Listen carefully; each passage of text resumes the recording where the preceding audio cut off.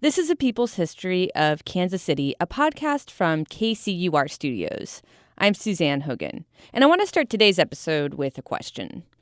What do you know about the name of the place you live? Did you know that many place names have deep connections to Native peoples who were here before colonization? It's kind of pitiful that more Americans don't know about it.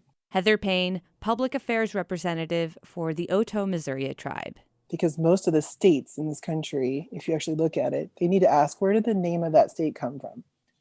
You know, most of the rivers, location places, and that's all over America.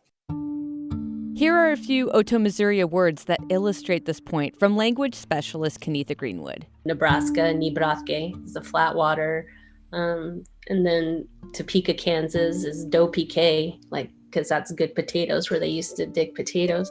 The Kaw Nation and Kansas people are the source behind the name Kansas City, the name of the state of Kansas and the Kaw River. But what about Missouri? Missouri Humanities respectfully acknowledges that the land on which we reside has cultural significance for many Native peoples.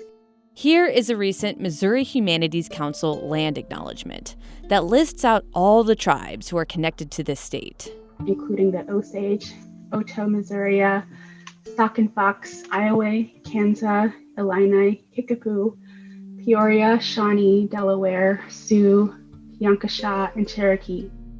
We are ever mindful that these peoples continue a sacred relationship with the lands we occupy, and we both recognize and appreciate their integral contributions to the land we currently call home. Even though there are lots of American Indian tribes connected to the state of Missouri, Missouri doesn't have any federally recognized reservations. I grew up in this state. I currently work for the University of Missouri. I like to hang out a lot on the banks of the Missouri River, which is the longest river in the country. But I've never been taught or heard anything about the Missouri people. You know, back home in Missouri, everybody says, oh, the Missourians are extinct. And she said, well, that's because the experts never bother to come down here and talk to us. The history of the Missouri people, how they eventually connected with the Oto and ended up in Red Rock, Oklahoma, is a story about displacement, disease, conflict, and oppression. But it's also a story about the resilience, deep spirituality, creativity, drive, and hope of an incredible people. The creator was an artist. One of those people is Oto-Missouri storyteller Truman Daly, whose voice you hear now. He gathered things and made all of this, set it up, and there's nobody around to enjoy it, nobody around to see it. So he put man on this earth. Truman really did a lot. Every day spent with him was a gift. We were anxious, but we were eager, and we knew that what we were doing was important. From jazz to Disneyland to being a roadman or ceremonial leader for the Native American church, you'll learn that Truman Daly's story is quite remarkable. But today's episode isn't just about him. It's about the history of the Missouri people, because that's how he'd want it to be. He would want them to know about the teachings that his parents gave him and that his grandmother gave him.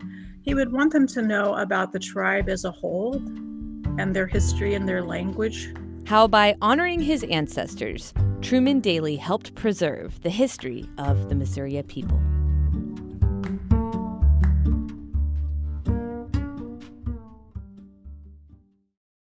Before we get into the backstory of the Oto and Missouri tribes specifically, let's do a quick recap on the archaeology of the Missouri region. It's hard to know exact dates on some of this stuff, but here's the rough estimation and a summarization of a huge part of history. 20,000 years ago, this area we now call the state of Missouri was covered in ice. Then the ice receded and the Missouri Valley was formed 10,000 years later. The first peoples we know inhabited this area were the Hopewell, a prehistoric people who built mounds for religious practices and defense. From the Hopewell, there were divergent cultures. The Mississippian, responsible for the Cahokia Mound, still visible outside St. Louis today, and another, the Oneota, which it's believed that the Oto and Missouri were likely from. Made up of different clans, the Oto and Missouri people were originally believed to be part of a bigger tribe with the Iowa, Winnebago, and Ho-Chunk peoples. part of the Siouan language family. But by the 1600s, the Oto and Missouri split off and started to head south and west.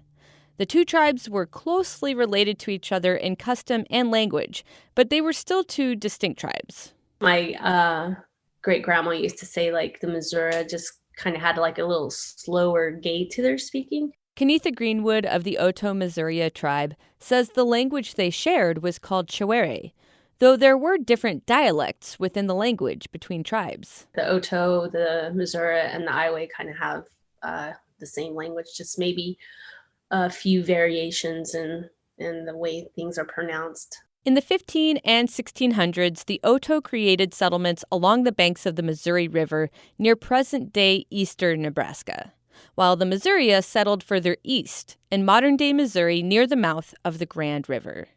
The Missouri people almost always stayed north of the Missouri River, while another larger tribe in the region, the Osage, mostly lived south. The Missouri were prolific bison hunters and horse breeders. They controlled the traffic and trade along the Missouri River and its tributaries with other tribes and then the incoming Spanish and French colonizers. But even their own name was influenced by these early colonizers. How do you say hi and how are you doing in Oto? Hi, Dariska. How are you? It's hi? Ha for women, ho for guys. There's a little difference in how the language is spoke between the men and the women. Kenitha Greenwood also shared with me the original pronunciation of what the Missouri people called themselves. Nutachi. Nutachi. That's pretty far from Missouri, which actually comes from a miscommunication between European colonizers and some of the native guides who were with them on their early journeys to this area. People think, oh, Missouri means muddy water. No, it means people of wood canoe. Mike Dickey is author of the book The People of the River's Mouth, In Search of the Missouri Indians. He's also the site administrator at the Arrow Rock State Historic Site in north-central Missouri. The original name for the Missouri River was Pekatanui, and that translates as muddy water in the Algonquin language of the Peorias. So they were basing the names on what the Algonquin, how the Algonquin Peoria were pronouncing it. But the Missouri called themselves Neotachi, means dwell where the river forks or joins. Mike says in 1673, French missionary and explorer Jacques Marquette was making his way down the Mississippi River with Peoria guides when they reached the point where the Pekatanui, a.k.a. the Missouri River, connects to the Mississippi. Marquette wrote in his journal that it was a terrifying experience. It's just making this horrendous noise and discharging all this muddy water into the Mississippi, and whole trees are coming out into the Mississippi. And he just talks about what a dangerous and a scary situation it is. So Marquette asked his Peoria guides. He said, well, who lives up on that river? And they reply, O Missouri. And it roughly translates or is interpreted as people of wood canoe versus people on the Mississippi that might use a bark canoe, because the Mississippi was generally calmer water, whereas the Missouri was turbulent. So it gets written down as Umazure. And eventually, through the years, it got corrupted down to anglicized to Missouri. Mike Dickey has spent a large part of his life researching and connecting with American Indian tribes in our region to help document these lesser-known parts of the story. But he's also quick to point out that he does not have indigenous heritage. When he first started researching his book about the Missouri people, he was told that they were extinct, and pretty much good luck trying to find out anything more. But after visiting the Oto Missouri Reservation in Red Rock, Oklahoma, he discovered not only was that not true, but there was so much more to the story. And I learned that there were indeed several families that say we are Missourias. There are no longer any full-blooded Missouri, but there are still many who claim Missouri heritage. And Mike Dickey got to talk to many of them on those trips. You know, back home in Missouri, everybody says, oh, the Missourias are extinct. And she said, well, that's because the experts never bother to come down here and talk to us. Back in the 1700s, the Missouri were diminished to almost nothing. After contracting smallpox through contact and trading with the Spanish and French, and after a detrimental ambush on the Missouri River from the Sac and Fox tribe. It almost completely wiped out their population. The massacre was so bad that the Missouri then divided.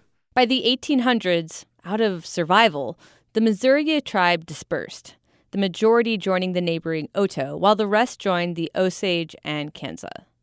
The Oto Missouri were actually the first American Indian tribe to meet up with Lewis and Clark on their expedition west up the Missouri River in 1804. In 1821, the state was admitted into the Union and named Missouri. This was years after the Nutachi, or Umasure as they'd come to be known, had already dispersed into neighboring tribes. But Mike Dickey says the rest of the century to follow, European colonizers and American settlers were not that concerned about understanding deeper parts of American Indian culture or history. The 1800s was a century of forced Indian removal, assimilation, and genocide.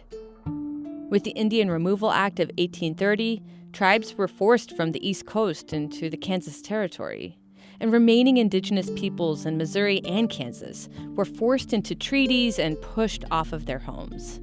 It was the Trail of Tears. Allotment and assimilation was the government policy. The Oto Missouri people were eventually forced to a reservation on the Big Blue River in southeast Nebraska. But they were not allowed to hunt for buffalo or practice any of their customs. They watched, acre by acre, as their land was sold away. It's sad how much has been erased deliberately. But at the same time, I'm always amazed that I've learned how much has survived. In 1881, the tribe was moved to Red Rock, Oklahoma, where the tribal headquarters remains today. At the time, Oto Missouri children were taken away from their parents and sent to government boarding schools to, quote, become civilized, learn English. They were punished in school if they didn't do things, quote, the white way. Oto Missouri Kenetha Greenwood recalls the effects this had on her own great-grandmother. My mom used to try to get my great-grandma to speak to my sisters and I, and she was like, no, I don't want them to get in trouble when they're in school. It was official government policy through the early 1900s into the 1930s to stifle out American Indian culture, until the Indian Reorganization Act of 1934, which aimed to give back more Native autonomy. But Mike Dickey believes oppression continued well into the 1970s until the passage of the American Indian Religious Freedom Act. Others argue that suppression and oppression are still very much with us today. That brings us to why Truman Daly was so important. He and other tribal elders had the ancestral wisdom and foresight to not only share their oral history when they did, but speak and share their native language, despite ongoing attempts to suppress it. It wasn't always easy, but he persevered. You know, some people believe if you don't speak your language anymore, you cease to be, who you are. I met Truman Daly once. They had a drum, sang some songs, and he gave an opening speech. And basically, as I recall, he talked about feeling like he was home because this is where his ancestors had been for centuries.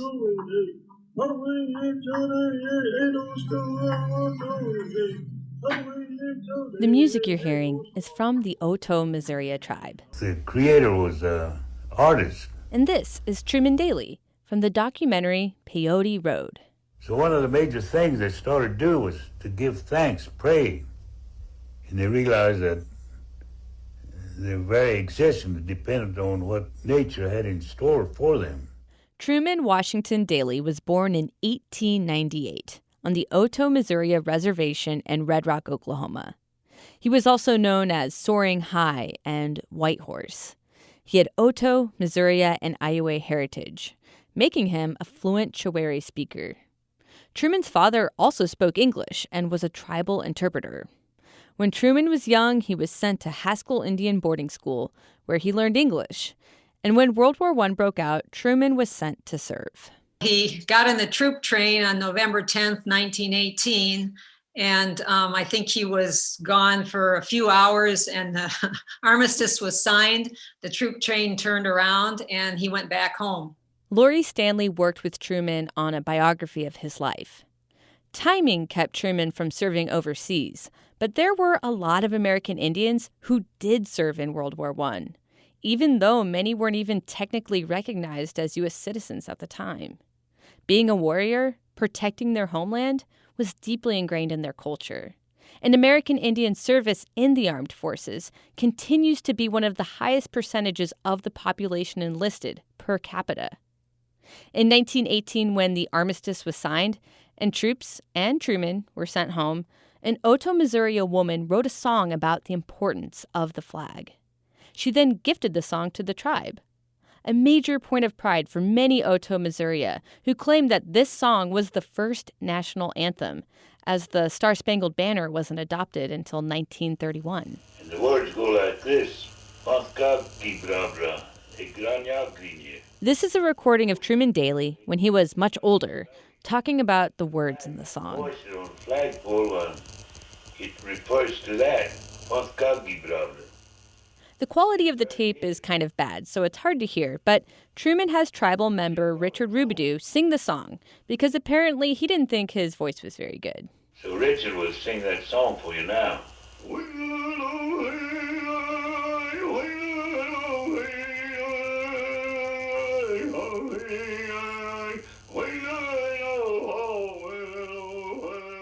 He was well aware that there were no longer very many people around with whom he could have a conversation in his mother tongue. Truman, in his older age, had become one of the last fluent Chewere speakers, which is what brought anthropologists Lori Stanley and Jill Greer to Truman in the late 1980s and 90s, when they were both graduate students at the University of Missouri. That's when they recorded this video of the flag song and started documenting this fading language and Truman's life. It was important to realize that, he was a human being, and he had, growing up, he had the same, doubts and fears and concerns as everyone else. Truman was raised in both the tribal and a white world. He played football, attended Oklahoma A&M College. He played the cornet and marching band, like jazz. He dated non-Indian girls, which his parents did not like at all. Anthropologist Jill Greer says he used to joke about what it was like to learn the waltz, dancing cheek to cheek. What a strange custom it was. He joked about a lot of things, actually. He had a big supply of jokes. Do you want to share one, or? Oh, sure. Well, I think because it was a linguistic-y kind of a joke about bilingualism, I like the one about the Navajo man who had a blind horse. And the horse was a beautiful animal. So, he didn't put the animal down or anything. He was taking care of it. And some white guy goes around and says, "Oh my gosh, that's a beautiful horse. Would you sell it to me?" And the man's like, "No, he don't look so good." And the guy's, "No, he looks good to me. He looks good to me. I want to buy him." And he bothered him. And the Navajo kept saying, "He don't look so good." And finally he gave in, and he said, he let the man take it, and he, took the money. And a day or two later, the man came back and he said, "You sold me a blind horse." And the guy said, "I told you, he don't look so good." That's good. Truman was deeply raised in the Otoe, Missouri culture, with his ancestors' teachings and traditions. Eventually, he met and married his wife, Lavina, who was the daughter of one of the founders of the Native American Church. Jill Greer explains that the Native American Church came out of the forced assimilation of tribes on reservations and the vision of a Comanche man named Quanah Parker. After the Comanche had to give up hunting the buffalo when the buffalo were exterminated and their horses were taken away from them, and they were forced to settle down on reservation lands. And Quanah Parker became a successful rancher. And at some point in time, he had been healed by an Apache curandero, a medicine woman, and peyote was the herb that she used to help him heal. The Oto Missouria were actually the first to legally incorporate the Native American church within their tribe. The church blends elements of Native American culture and Christianity. It's all about faith, hope, charity, and love. They believe in the Great Spirit and believe all plants were created by the Great Spirit as a gift. They use peyote, a small cactus that has mescaline, which has natural psychedelic properties, as a sacrament. For many years, Truman was a roadman for the Native American church, guiding ceremonies and all-night prayer sessions across the country. He and his wife were very well-known and revered members in the church nationally. In the 1950s and 60s, Truman and Lavina also spent a lot of time in California, where Walt Disney himself hired Truman to work at Disneyland in Frontierland at the Indian Village, dressed as Chief Whitehorse. He loved this job, and he even got to meet some famous people. Pearl Bailey would come talk to him and have conversations because she had some Native heritage of her own, and she was always interested in it. He thought of his job as being an ambassador for his people. He loved the opportunity to depict Native people differently than the way they were being portrayed in popular cowboy and Indian TV shows of the time. Truman also just enjoyed entertaining and connecting with people. He'd talk with tourists from all over the world, and even have his picture taken with them. Walt Disney took notice, too. Walt Disney actually stood up for him. Jill says that Walt supported Truman's involvement in the Native American church. Truman had become a vocal advocate for Native American ceremonial rites. Eventually, he testified before Congress for the use of feathers and other natural objects in Native ceremonies, in opposition to the migratory bird law. He also testified to help pass the American Indian Religious Freedom Act of 1974. But in the 1980s and 90s, the use of peyote as a sacrament was becoming a bigger issue. It's still gone through different legal issues because a peyote is classified as a narcotic, which of course is not a narcotic any more than marijuana is a narcotic.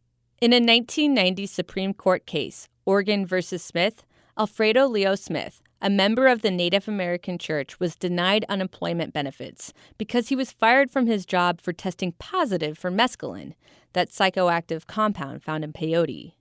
The ruling on the case brought up growing concerns about religious freedoms, and Truman Daly stood up again, calling for an amendment to the American Indian Religious Freedom Act to allow peyote to be used by Native peoples for religious ceremonies.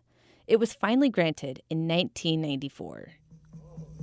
If there's a perfect example of a person using peyote all his life, well, I think I'm one of them. This documentary, Peyote Road, talks all about it. It's where these recordings of Truman come from. And I feel like I would die for it. It's meant much to me in my life. My folks used it. And I find spiritual guidance. Like I said, now I'm going to be 94 years of age. He said he would die for it. So striking. Lori Stanley and Jill Greer met Truman when he was in his 90s. His wife Lavina had just passed away. They didn't have any kids. And Truman recognized that certain aspects of his culture and language were in danger of being lost. So he agreed to help document the Chewari language for the project. What it became was more of a kinship relationship. And there was a point in time when he began to refer to us as granddaughters and asked us to call him Grandpa. Grandpa Truman, as he was known by many in his community, invited Jill Greer and Lori Stanley to ceremonies. They also documented Truman talking about his family, different creation stories, the importance of song and faith. As a result, Truman was offered an honorary doctorate from the University of Missouri for his work on the project. Lori Stanley says receiving their degrees on the same day was a very special memory for her. Every moment spent with him a gift, and she's forever grateful for all the moments they spent together. She hopes to someday complete the biography that they'd been working on together in some form. And I just hope that when his story in full is finally more widely available, that it will be a gift to many other people as well. Truman unfortunately passed away before they were able to finish. He died in 1996 when he was 98 years old.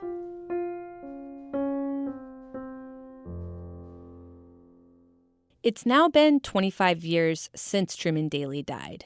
And most people in Missouri don't know his name, but his wish that the stories of his ancestors and his language be preserved has continued on by the younger generation he helped inspire. We've been put in a special place to be able to try and carry this language on, to another generation. One of the most important changes happened about 10 years ago, when the Oto-Missouri tribe officially put together the Oto-Missouri Language Department.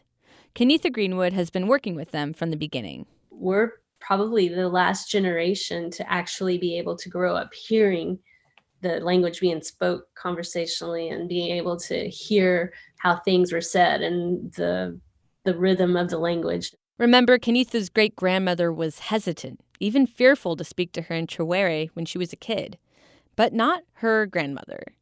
Kenitha recorded her grandmother sharing the meaning behind words and church songs. Any time that you can use your language, it's being carried on. And she says it's made a huge difference to have an actual language department where all these different resources from tribal elders, like her grandmother and Truman, can be shared. It's had a ripple effect. You hear people saying hi to each other in Oto or how are you doing, which, you didn't really hear not too long ago. Halipi, Nikomi Iganyuki. Hello, I'm Kenitha Greenwood, and my Indian name is Nikomi. The language department now offers classes for kids, high schoolers, and adults, where they play games and share stories. They post words of the day on social media, have a YouTube channel, where they share recipes and bits of history. And today I am honored to be sharing with you the Oto War Mothers blanket, recognizing them as the first Native War Mothers chapter. Taylor Moore is the director of the language department. We're hearing the language a little bit more on campus. Even whenever they're just joking around with us in the language department, we always say a lot of Oto words just as we're speaking. We kind of, they call it code switch, going back and forth between English and Oto. But it's still been a challenge. The department is sometimes piecing together parts of a puzzle of words, trying to understand some of the deeper meanings to get back to that fluent conversational rhythm that was lost when elders like Truman Daly passed. Truman really did a lot. Jade Rubidoux is the grandson of Richard Rubidoux, the voice you hear now, the one Truman asked to sing the Oto-Missouri flag song that Lori Stanley and Jill Greer helped record. And I always think of him as probably one of our best, most knowledgeable historian in I say his time and our time today, because we still use him a lot, even though he's not here. He's grateful that his ancestors were able to document these priceless parts of their culture. It's a resource a lot of other tribes don't have. There's enough reading for years. If you just really sat down and gave it your all, it would take a long time to go through everything that we have. And I'm glad for that. Jade believes they're now in a strong position to be able to continue to teach and spread their culture and language well into the future.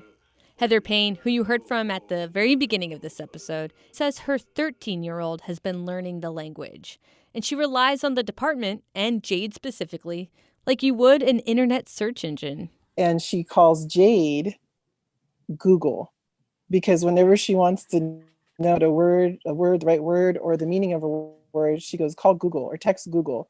And I'm like, who is Google? Jade, he knows all the Oto words. He's my Oto Google. So I want to thank them, because they've really spent years dedicated to teaching this language, and they're, don't get emotional. And they're going to be the future. What they're teaching the kids is going to be what's left. So thanks, guys. Way to put it on us. Right on. Truman Daly might be gone, but everything he stood for is still very much alive. Hey ho, way hey ho, way Wakwa so say, hey ho, jarenye ke hey, hey ho, way ha yo hey hey hey. A People's History of Kansas City is a production from KCUR Studios with the support of the Mid-Continent Public Library. A special thanks this episode to the Oto Missouri tribe in Red Rock, Oklahoma, historian Bill Worley, the State Historical Society of Missouri, and the Oklahoma Historical Society. Plus, KCUR's Mike Russo, Byron Love, Mackenzie Martin, Krista Henthorne, Cody Newell, Ron Jones, Barb Shelley, and Lisa Rodriguez. If you want to get in touch, we have a Facebook group. Just go to kcur.org/People's History Group. Or if you want to send me ideas, feedback, or whatever, you can shoot me an email, Suzanne, SUZANNE, @kcur.org. Music this episode from the Oto Missouri tribe and Blue Dot Sessions. I'm Suzanne Hogan. Take care, and thanks for listening. Hey ho, hey ha, yo, hey, hey, hey, hey, hey ho, hey ha, hey.